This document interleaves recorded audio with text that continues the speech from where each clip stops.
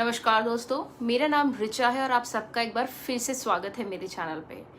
आज इस वीडियो में हम डिस्कस करने वाले हैं how America is becoming the poorest country.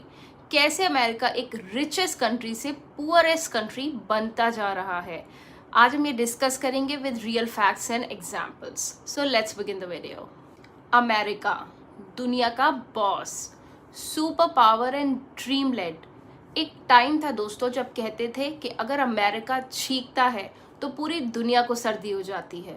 और आज हाल ये है कि अमेरिका की खुद की इकोनॉमी आईसीयू में है।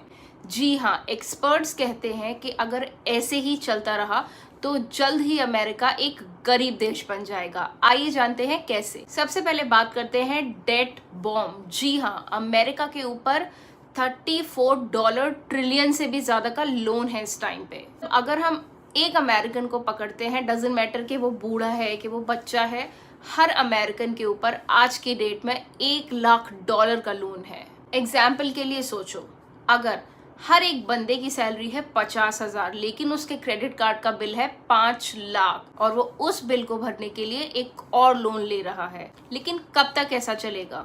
बस वही अमेरिका के साथ हो रहा है। इंटरेस्ट ही इतना ज्यादा हो गया है कि अमेरिका को हर साल उस डेट का इंटरेस्ट ही ट्रिलियंस में देना पड़ रहा है। अब हम बात करेंगे ब्रिक्स के गेम की।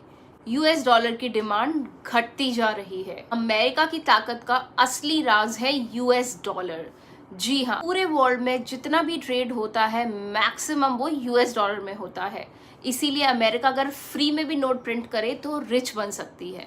लेकिन BRICS country which is Brazil, Russia, India, China and South Africa, ये अब डॉलर को बाय बाय करने की प्लानिंग कर रहे हैं और ट्रेड को ये अपनी करेंसी में करना चाहते हैं। एग्जाम्पल के तौर में मैं आपको बताती हूँ, इंडिया और रशिया ने जो ऑयल डील करी थी उसमें उन्होंने पेमेंट डॉलर में नहीं किया था, उसमें उनका पेमेंट हुआ है रुपी और रूबल में। Same with Saudi Arabia and China, वहां पर भी वो जो ट्रेड कर रहे हैं उसका पेमेंट वो युआन में कर रहे हैं, ना कि डॉलर्स में। इसीलिए जब डॉलर की डिमांड गिरेगी तो अमेरिका की मनी प्रिंटिंग मशीन अपने आप बंद हो जाएगी और तब असली महंगाई की सुनामी उनके घरों में आएगी। और इसके साथ साथ मैन्युफैक्चरिंग भी बाहर चली गई। मैक्सिमम चीजें जो अमेरिका है वो अपनी कंट्री में मैन्युफैक्चर नहीं करता, वो दूसरी कंट्री से इंपोर्ट करता है। इसीलिए जॉब अपॉर्चुनिटीज भी उनकी कंट्री से, अमेरिका से दूसरी कंट्रीज में ऑटोमेटिकली ट्रांसफर हो गई। एक टाइम था दोस्तों जब बड़ी कंपनीज जैसे फोर्ड, जनरल मोटर्स, बोइंग, इन सब की मैन्युफैक्चरिंग विद इन अमेरिका